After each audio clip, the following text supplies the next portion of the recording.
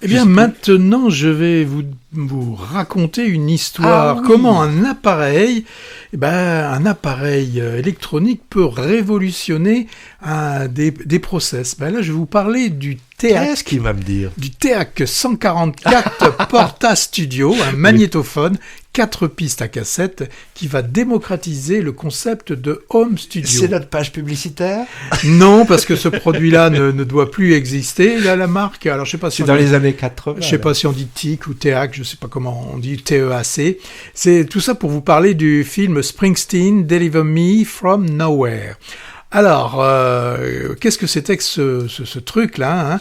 C'était au début des années 80 où il était difficile à la maison de faire une maquette. Hein, et là, ce magnétophone permet, avec 4 pistes, au lieu des 2 classiques, là, en fait, il utilise les 4 pistes dans le même sens, qui permet ensuite de pouvoir rajouter. Là, oui, je fais... On voit le Patrick technicien, là. Mais je me doutais que ça allait te plaire, cet aspect du film. Oui. Quand il enregistre Springsteen, il y a une piste pour sa guitare, une piste pour la voix, et après, il va venir rajouter sur les 2 autres pistes d'autres instruments. Donc oui, en 82, Bruce Springsteen, qu'on appelle The Boss, vient d'achever une tournée qu'il a faite après son disque The River. Et là, il veut s'enfermer dans une location en pleine nature, au bord d'un lac du New Jersey. Et il vient avec 1 ou 2 guitares, un harmonica, 2 micros, et donc ce fameux magnétophone. Et c'est sa région d'enfance, en fait. Ouais, et c'est entre décembre 81 et janvier 82 que vont sortir une quinzaine de morceaux qu'il va mettre en boîte. Une fois qu'il aura posé donc la guitare et le chant, il va y ajouter son harmonica, un peu de mandoline, du glockenspiel, et puis des percussions sur les pistes qui restent libres. Mais son idée, c'était juste de faire une maquette, et ensuite de retrouver son groupe pour faire le vrai disque. D'ailleurs, des morceaux qu'il a créés à ce moment-là, il crée quand même un des plus connus, c'est Born in the USA, et il l'enregistre avec le groupe. Mais après, il veut passer aux autres chansons, beaucoup plus intimistes, les autres chansons, et là, il est déçu parce qu'il n'arrive pas à retrouver l'ambiance qu'il avait eue dans pendant ce séjour dans cette maison au bord du lac.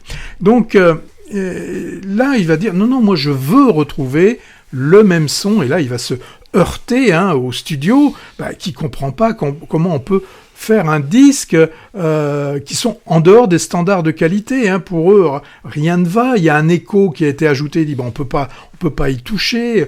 Il y a un peu de distorsion, du bruit de fond. Enfin, je passe sur les détails, mais il va insister, et surtout grâce à son manager, une solution va être trouvée. Vous la verrez dans le film. Ils vont passer par un disque qui va être gravé. Voilà. Enfin, il y a toutes ces étapes qui sont intéressantes. Alors, toutes ces chansons, c'est des chansons très folk, très sombres, très très très très sombres. Et pour aller encore plus loin, dans le côté sombre, Springsteen dit: je ne ferai pas de tournée.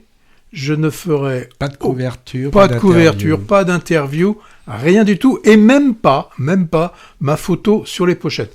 Vous comprenez quand même que, heureusement qu'il avait fait avant des disques qui avaient bien fonctionné, sinon on lui aurait dit c'est bien mon gars, mais va voir un petit peu ailleurs, parce que nous quand même ce qui nous intéresse c'est de vendre.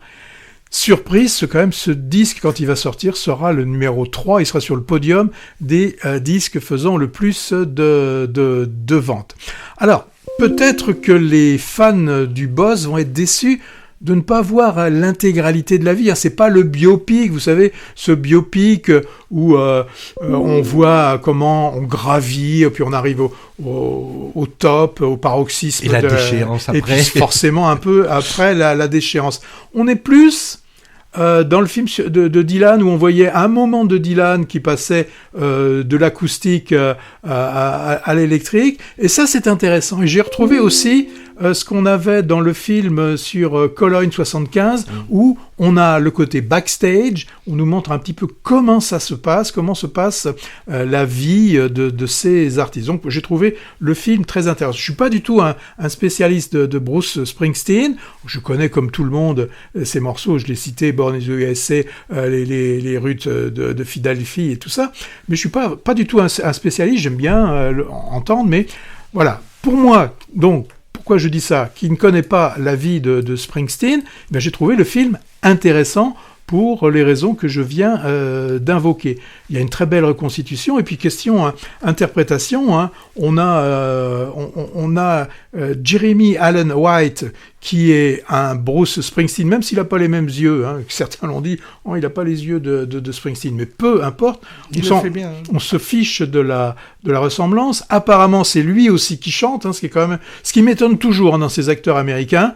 On avait vu Chalamet qui se mettait à faire du Dylan. Eux, ils sont absolument complets. Ils sont capables de chanter. Énervant, ouais. C'est un peu. Oui, t'as raison. C'est un petit peu énervant, mais c'est un peu l'esprit comédie musicale où on est capable de jouer. Et même à la limite, là, on l'a pas, mais de danser également. On a alors là, moi j'ai adoré celui qui joue John Lando, son manager. C'est Jeremy Strong qu'on avait vu cette horreur. Dans The Apprentice, menteur de Trump, qui était une horreur, alors que là il est adorable. Et tout le monde, on en parlait tout à l'heure hors studio, hors antenne, tout le monde aimerait même l'avoir comme ami.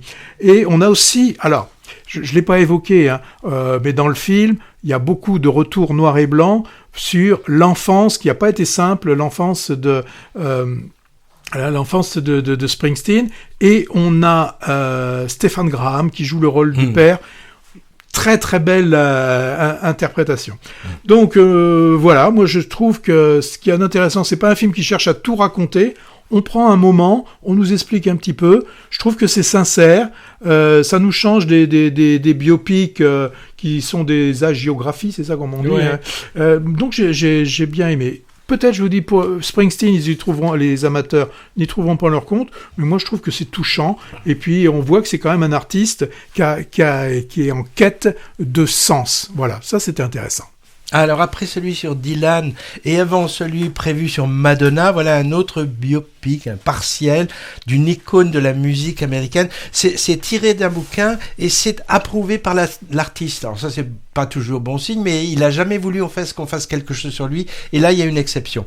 Deliver Me From Nowhere. Alors délivrez-moi de nulle part, du néant quoi, parce que notre Bruce au début des années 80, il est jeune trentenaire et il commence à excéder une grande notoriété. Il est montré ici dans les limbes, dans une période down, d'où il ne sortira que par un travail artistique solitaire et introspectif, et aussi en ruant dans les brancards de l'industrie musicale. Ça, c'était nouveau. Avec comme résultat des chansons intimistes et dépouillées, tu appelais ça du folk acoustique, sans son fidèle groupe, le E Street Band, loin des hymnes rock précédents et à venir. Alors pour les fans, l'album en question s'intitule Nebraska et ça se situe entre les tubes Hungry Heart et le fameux Born in the USA auquel on a droit quand même dans le film. Alors c'est très intéressant de voir l'artiste reculer avant son saut dans un statut d'icône du rock avec la peur de perdre son authenticité. Un personnage attaché à ses racines, mais des racines qui le clouent un peu au sol. Et d'autant plus intéressant si on est admirateur et connaisseur du parcours artistique de ce boss poète de l'Amérique cabossée, lui-même issu d'un milieu populaire. Alors pour les moins fans, cette histoire de future star en dépression est sans doute peut-être moins passionnante, même si on peut quand même trouver un côté universel à son parcours qui mène à la rédemption et au pardon et à un nouvel envol. Alors sans tenter de l'imiter façon clonage, moi il m'était inconnu à ce Jeremy Allen White. Je crois qu'il est acteur de séries américaines. Je trouve qu'il nous campe un épatant Springsteen dans ce portrait de fiction que j'ai trouvé moi aussi sincère, malgré quelques maladresses. Maladresse par exemple 2 heures, c'est quand même un peu trop long. Et puis l'histoire d'amour, réelle ou inventée, je sais pas, elle apporte pas grand chose. Et puis je sais pas Patrick, mais Le final, un peu trop lacrymal, voire mièvre, je l'ai trouvé maladroit et superflu aussi. Beau personnage, celui de son ami et producteur ange gardien réel, qui s'appelle John Lando, derrière les manettes de toute sa discographie. Et le papa, c'est ce Britannique Stephen Graham, c'est celui à qui on doit la mini-série choc Adolescence sur les méfaits des réseaux sociaux chez les ados, et que normalement, nos petits élèves français de 4e ou de 3e devraient voir. Il avait été dit par le ministre de l'Éducation. Alors, Springsteen, contrairement à d'autres méga stars du rock, il a peu approché le cinéma. Dylan, Bowie, Madonna, Mick Jagger, Lady Gaga, par exemple, s'y sont tous essayés plusieurs fois avec plus ou moins de bonheur. Il n'existe que peu de documentaires sur lui et à ma connaissance, il n'apparaît que dans une seule fiction. Ça s'appelait High Fidelity de Stephen Frears, sorti en 2000. Comédie romantique fortement teintée de musique américaine où il fait de courtes apparitions en interprétant qui ? Son propre personnage, donc pas vraiment un rôle de composition. Dans ce biopic partiel, on le voit quand même, Patrick, ça m'a marqué, féru de 7e art, et regardant plusieurs fois La Nuit du Chasseur ou La Balade sauvage, premier film du réalisateur américain Terrence Malick. Voilà. Titre original, Badlands. Springsteen a pris pour titre, Badlands pour titre d'une de ses chansons.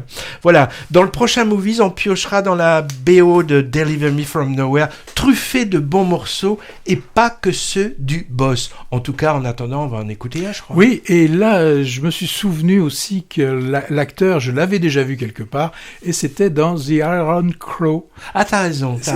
Où comment il s'appelle déjà ? Il s'appelle Jeremy Allen White.